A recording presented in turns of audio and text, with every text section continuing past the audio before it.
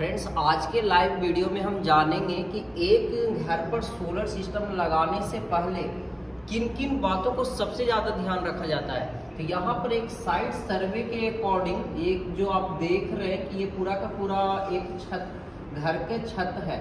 ये जो प्लॉट का साइज है वह 100 स्क्वायर गज का है। तो यहाँ पर ये जो घर है वो 100 स्क्वायर गज में बना हुआ है। तो आप ये मान सकते हैं 2 BHK और 150 गज का होगा तो 3 BHK, मतलब 2 BHK ये घर के अकॉर्डिंग है। ये तो उसका रूप है। तो यहाँ पर ध्यान देने वाली बात है कई टेक्निकल पैरामीटर जो हम एनालिसिस पॉइंट यहाँ पर हम रखे हैं कि sun direction, height, foundation, angle, water proofing, cleaning option, technology, wiring route, shadow analysis और एरिया। तो यहाँ पर सबसे पहले आपको ये ध्यान देना है कि आपको कितने किलोवाट का सिस्टम इस छत पर लगेगा। तो यहाँ इसको जानने के लिए सबसे पहले टेक्नोलॉजी से हम शुरू करते हैं इस पॉइंट से। तो टेक्नोलॉजी में जैसे कि यहाँ पर हम एक कॉमन सोलर पैनल का वोल्टेज लिए हैं जो 550 वाट का सोलर पैनल है, जो लूम सोलर का सबसे लेटेस्ट टेक्नोलॉजी का सोलर पैनल है।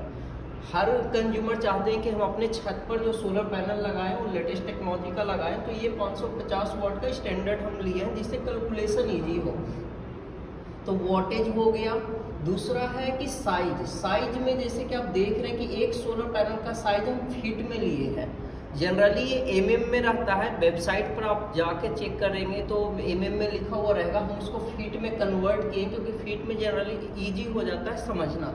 तो 7.47 बाई 3.72 इसको हम मल्टीप्लाई कर दें तो 56 स्क्वायर फीट दो सोलर पैनल के। एक सोलर पैनल का साइज इतना है और 1 किलोवाट में 2 सोलर पैनल आता है। उसके हिसाब से 1 किलोवाट में 56 स्क्वायर फीट का स्पेस जरूरत पड़ती है।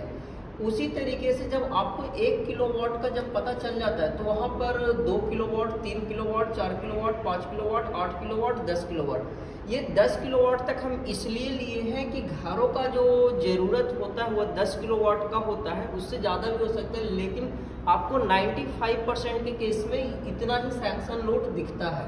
तो नंबर ऑफ सोलर पैनल आप देख लें कि यहाँ पर 1 किलोवाट में 2 किलो, यहाँ पर गलती से लिखा गया है 1 किलोवाट, 2 किलोवाट में 4 पैनल आएंगे। उसी के अनुसार यहाँ पर एरिया रिक्वायर्ड यहाँ पर मेंशन किया हुआ है।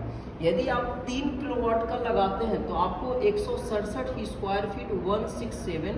यदि आप 4 किलोवाट का लगाते हैं तो 222 स्क्वायर फीट। 5 किलोवाट का लगाएंगे तो 278, 8 किलोवाट का लगाएंगे 445 और 10 किलोवाट का लगाएंगे तो 556 स्क्वायर फीट एरिया की ज़रूरत पड़ेगी, जो आप ये देख रहे हैं। उसके बाद ये टेक्नोलॉजी आप समझ गए। उसके बाद होता है कि ये जो एरिया है उसका सन डायरेक्शन की जो यहाँ पर जो शैडो आएगा वो किस साइड से किस साइड की ओर होगा। तो यहाँ पर जनरली रिकमेंड ये किया जाता है कि ये जो एरिया होगा वो साउथ फेसिंग में हो, जिससे ज़्यादा से ज़्यादा मतलब मॉर्निंग 7 o'clock से लेके इवनिंग 6 o'clock तक ज़्यादा से ज़्यादा सनलाइट मिल सके। उसके बाद आता है हाइट। जनरली अब जो इमेज आप देख रहे हैं कि ये बिल्डर फ्लोर है, जिसमें से टॉप फ्लोर पर आप जिनका छत होता है वहीं पर सोलर लग सकता है। तो वहाँ पर हाइट जनरली आप जब सोलर लगाएंगे तो एक रिकमेंड हाइट दिया जाता है कि आप कितने फीट के हाइट पर सोलर पैनल को रखेंगे।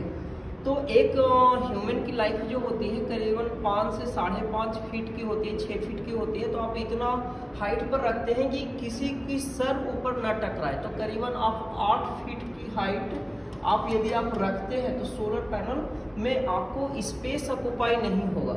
उसके बाद होता है हाइट के अकॉर्डिंग ही फाउंडेशन। जनरली अब जो फाउंडेशन मतलब जो बेस जो सोलर पैनल स्टैंड में कई लेग्स बनते हैं उसकी फाउंडेशन कितने मजबूती से रखा जाता है। तो एक फाउंडेशन को कैलकुलेशन निकलता है कि कितने हाइट पर जाके उसकी फाउंडेशन बनाएंगे तो प्रॉपर वो हाई विंड को सह सकता है। अदरवाइज क्या होगा कि लो फाउंडेशन में मे भी पैनल स्टैंड के साथ वो उखड़ सकता है। उसके बाद आता है एंगल। एंगल में आप जो देखेंगे एंगल जनरली जो चलता है नॉर्थ से लेके साउथ तक, मतलब कि नॉर्थ में 40 डिग्री से 40 डिग्री एंगल रहता है, साउथ में चले जाएंगे तो 15 डिग्री पर हो जाता है। दिल्ली एनसीआर का होगा तो ये मिडिल में जो होगा वो 25 डिग्री पर रहेगा। ये गूगल का हेल्प लेके ये एंगल स्लोप बनाया जाता है। उसके बाद होता है वाटर प्रूफिंग। वाटर प्रूफिंग एक जरूरी क्या रहता है कि सोलर में मतलब जनरली क्या होता है कि छत पर हम जो वाटर प्रूफिंग के लिए टीन शेड या ब्लू कलर का या ग्रीन कलर का एक फाइबर का सीट लगाते हैं जिससे पानी उस पर ना आए और सनलाइट आते रहे। तो यहाँ पर सोलर का इस्तेमाल करके भी ये उस तरीके से बनाया जाता है। क्लीनिंग ऑप्शन सोलर में जैसे कि आप देखते हैं कि क्लीनिंग ऑप्शन का होना बहुत ज़रूरी है। क्लीनिंग ऑप्शन कि आप सोलर पैनल की सफाई, डस्ट पड़ता है तो जनरेशन कम हो जाता है। तो क्लीनिंग ऑप्शन वो आपने वाटर टैंक के पास से ही जब सोलर लग रहा है उसी समय आप यहाँ पर क्लीनिंग ऑप्शन दे सकते हैं।